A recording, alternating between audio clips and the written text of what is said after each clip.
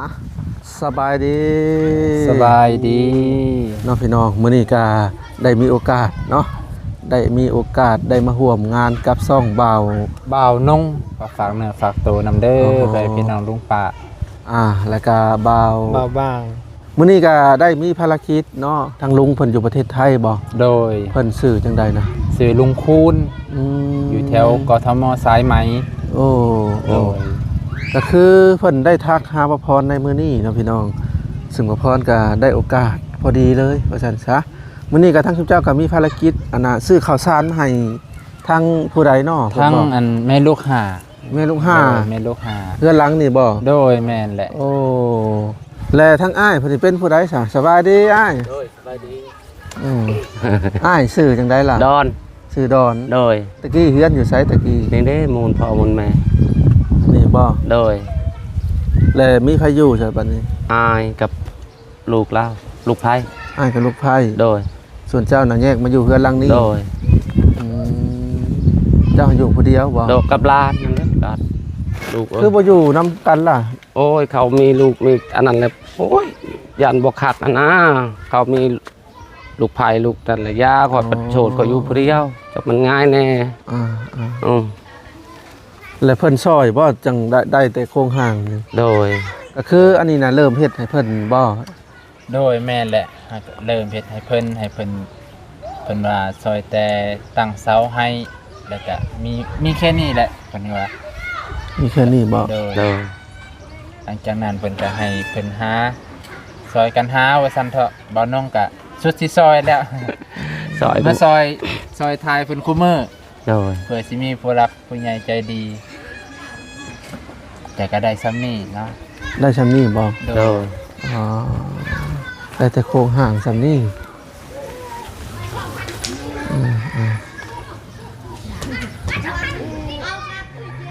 ยังหลายอย่างอยู่ได้นี่เนาะโดยยังหลายอย่างก็จะแล้วนี่ก็ยังหลายอย่างอยู่ไม้สัญญาไม้คือไม้ข้าวแล้วก็ตรงไม้ตรงแป้นปูนี่แหละเพราะว่าสังกะสีเพิ่นก็มีแล้วเพิ่นซื้อสังกะสีให้แล้วก็พาอันนี้ให้แล้วก็ไม้เส้นพร้อมเพิ่นซื้อมาแล้วแต่ว่าขาดแต่บ่กี่อย่างดอกคันไล่รวมๆแล้วแม่นล่ะแต่ก็บ่มีงบเฮ็ดต่อเนาะโดยอันนี้จ้างคนเฮ็ดว่าหรือว่าหาคนเฮ็ดเองคอแห่งคนในบ้านลูกหลานเองนี่ลูกหลานเพิ่นซอยขาไก่ขาเป็ดให้เขากินไม่อันนี้เอาใส่เลยเนาะบ่มีมันบ่มีใส่แล้วพอได้นะไม่อ่อนๆโดยคันแม่นใส่มาดีๆนี่สิคักอยู่ไม้คือแบบนี้เนาะแต่เพิ่นบ่มีเอาไม้อ่อนๆใส่เนาะเจ้าน่ะบ่เคยมีลูกเมียมาก่อนบ่มีคือกันเป็นได้ปลุกปลายสาเหตุบ่ได้ผิดบ่ได้เลวหยังแถวแต่ลูกเมียคำมาแลปุ๊บขึ้นไปหานอนเฮือนคนแล้วก็คอยแลร่วมกับหาเฒ่าแก่คอยเชิดเขาก็ว่ามีหยังคือว่าคำมาแล้วไปใครกังเว้นมาเมียจะเฮาได้โดยแล้วคอยว่าคอยชุมแล้วก็ว่ามีหันว่าเลิกไผเลิกมันอยู่ไผอยู่มันคอยกันนี่ไปหาอยู่พี่เลยแต่ก่อนได้จะอยู่จัดชั้นนี่เด้หลานนี่ถามรถมานั่งน้ำลุงไว้ไปแล้วกันตอนสบายดีสบายลูกอันนี้ร้านแท้ๆโดยลูกสาวพ่อแม่ไปซะแม่หันเอาผัวในบ้านนนคาเอาผัวใหม่ลูกสาวเพิ่นคือบ่ไปอยู่นำแม่โอ้ยเขาเอาผัวใหม่เลยอยู่กับบ่คักไปอยู่นำพระเฒ่าเอาเมียเอาผัวใหม่ผัวเก่าหันเป็นบ้าลูกสาวคอยเอาคนในบ้านเองฮะเอาเลยปะกันแล้วเอาผัวใหม่เดี๋ยวนี้บ้านนนคายนี่แต่เขาบ่ได้อยู่นำมาอยู่นำพระเฒ่าอยู่กัน2คนนี่นะโดยหลานจักปีแหละ 6-7 ปีแล้วบ่ได้เข้าโรงเรียนบ่คือบ่พาเพิ่นเข้าโอ้ยให้เข้าอยู่แหละนายพัดแบบนี้แหละบ้านนอกนี่โดยแต่ก่อนหาอยู่เฮือนหลังนี้เนาะอ้ายเนาะโดยนำพ่อมูลแม่แหละอยู่นี่ฮะแต่ว่ามีอ้ายอีกคนแล้วโดยมีเมียเราบ่ลูกไผลูกชายเราใหญ่แล้วเอาเมียอยู่กันเราก็อยู่ซ้ำพอลูกแล้วเจ้าก็เลยย้ายออกมาโดยเนาะ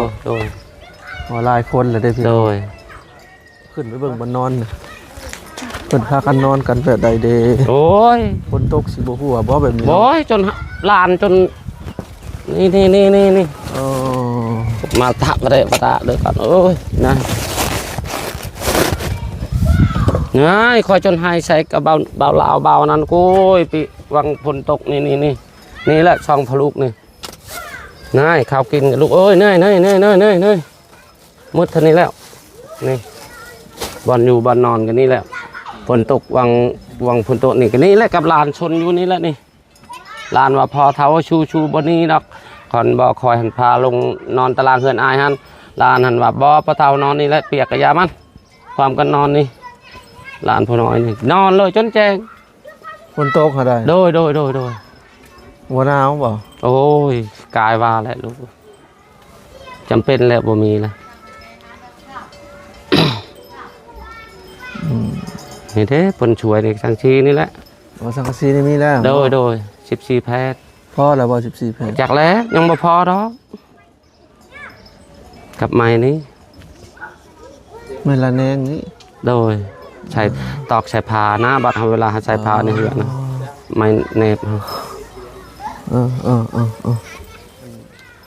เขาเอิ้นบ้านนั่น ปลากล้วย บ้านปากกล้วย โดย เอ้าแล้วก็ทั้งผู้ใหญ่ใจะดีเพิ่นซื้อข้าวมาให้ทั้งครอบครัว มีลูกหา อ๋อเรามีลูก5คนบ่ โดยมีลูกหา อ๋อไป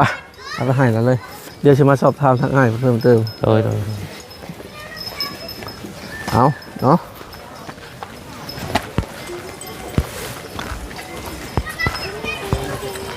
เราได้เฮือนงามตัวนี้สบายดีเอ้ย ไปดี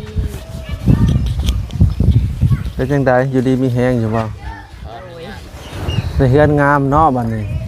โดย โอ้เอาไปเนาะสามีจะไปใช่ อยู่บ้านเพิ่น เพิ่นเลิกลากันแล้วบ่ โดย โอ้ อยากกันแล้ว สรุปแล้วเจ้าน่ะอยู่กัน5คนเนาะ โดย6ลูก5คน ตอนแรกใครมาเจอเพิ่นเบาลง เสาบุญ ดาวบุญ ครับ กับพวกเฮามาเรื่อย พวก ๆนะ พวกเบาลาว ซับมาตลอด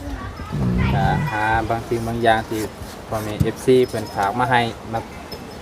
ตาม FC เพิ่นมาให้นั่นแหละเฮาก็เป็นสะพานบุญคือกัน เออ ตามกำลังเพิ่น อ๋อแต่ก่อนเฮือนมันก็ได้น้อยบ่ โดยเป็น กระต๊อบ พูดแหละโอ้โห กระต๊อบ อยู่ในกระต๊อบ แล้วก็ตอบ กี่หันบ่มีหันนอนในกกคามหั่นแหละฝนตกใช่ เด้อ น้อยกว่ากระท่อมอ้ายเพิ่นอีก โดย โดย อ๋อ ยังสูงกว่า อันนี้ยังสูงกว่า ต้นตาม ประมาณนี้แหละ อันนี้ เลี้ยงลูก5คนผัวก็ไปมีครอบครัวใหม่เนาะ โดย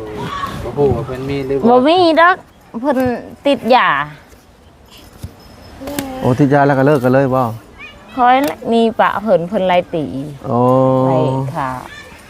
ขาลูกมา เพิ่นไปอยู่ชาละวันบ่ตอนนี้ โดยจักแล้วตอนนี้จักเพิ่นอยู่ไสคอยเมื่อวิทย์เลยบ่ได้ติดต่อหากัน แต่ก่อนจะอยู่ใช้แต่ก่อน แต่ก่อนหาคอยอยู่สารวัน แล้วก็เลิกกันอยู่ชาละวันพุ่นบ่ โดย อ๋อผัวเราเป็นคนชาละวันเนาะ เพิ่นน่ะเป็นคนตาแขกแล้วเขาย้ายมาอยู่สารวันอยู่นำแม่ใหญ่เพิ่น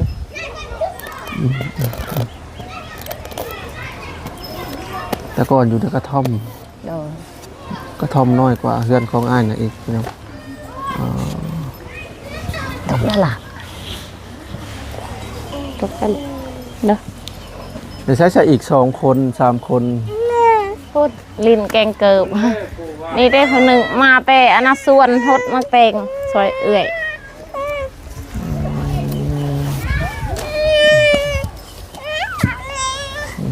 อย่าไปล่ะ ผู้หญิงจักคนผู้ชายจักคน มียิงสองใช้สาม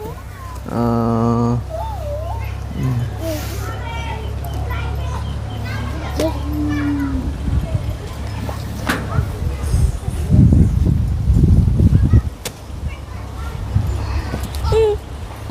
สร้างก็ถือว่าเฮ็ดโอเคอยู่ได้เนาะ ตามในบ้าน แม่นว่าราคาเท่าได้ที่จ้างเพิ่น ทราบ 20ล้านแล้วบ่ได้ไดแม่นคืนก็เกี่ยวบ่ คืนนี้เฮาเฮ็ด บ่ลง เราเฮ็ดเอง เดี๋ยวเบานงมาเทให้ อันเด็ก โอ้จะเป็นช่างบ่ บ่ได้เป็นสร้างมาซอยเพิ่น ซอย เออ แม่เพิ่นบอกให้มาซอยคันจ้างก็ว่าแพงหั้นนะ โอ้ 20 ล้านวันนี้เบิ่งก่อนพี่น้องเอ้ย เบิ่งแนวทันใจ2สัปดาห์นี่แล้วบ่เบื่อ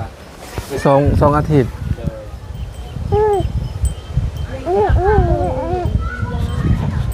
ก็ซ้ำกันกับบ้านที่ทางบ่พอเฮ็ดอยู่พุ่นนั่นแหละเนาะพี่น้องก็ประมาณนี้แหละ18 สง 59 สัยไปลีกหน่อยใส่ลีกนอดัง โอ้ เลยเจอ ก็ปกติสีนี่รวมทั้งสีน้ำเนาะ นี่มันมาได้ 2 ห้องนอนเนาะราคาประมาณนี้ สา พี่ ว น้อง ละ เอ้าเนาะทางวานุงกับบ่าวบางก็มาเรื่อยบ่แซวนี่ โดยเบานงนี่มาคู่มือ บ้านบ่าวนุงอยู่ทางใดน่ะ ทางทำผักนะวันนี้ก็ขอบอกขอบใจบ่าวพรที่มาเยี่ยมยามแล้วก็มาพบปะบ่าวน้องก็จะเห็นหน้าหลายเทื่อแหละเคยเห็นแต่ใน YouTube วันนี้ก็ได้เห็นตัวจริงขอบอกขอบใจเดินทางปลอดภัยเด้อ โน่ก็ขอบคุญขอบคุณทางลุงอยู่ประเทศไทยเนาะ โดย เพิ่นชื่อลุง ลุงคูณ คูณเนาะพี่น้องกะ เด้อ ลุงคูณนั่นแหละจึงให้บ่าวพรมานัดพ่อกันกับอันทางบ่าวนุงเนาะ โดย แล้วก็บ่าวทิดบ้างนี่เป็นน้องบ่าวบ้างเนาะเพิ่นก็ว่าอยากให้มานี่แหละมาถ่ายทำครอบครัวนี่นํเพื่อว่ามีผู้ซอยเรือเนาะพี่น้องเพราะว่าเรือนชานเพิ่นก็ได้แต่โครงหางเนาะ โดย เอาละบ่าวนุงบ่าวบ้างวันนี้ขอพบบ่าวพรสิขอตัวลำลาเด้อ โดย เดี๋ยวโอกาสหน้าโอกาสไหนถ้ามีโอกาสก็สิได้พ่อกันใหม่อยู่ดอกเนาะ โดย อ่ะไปก่อน สบาย สบายดี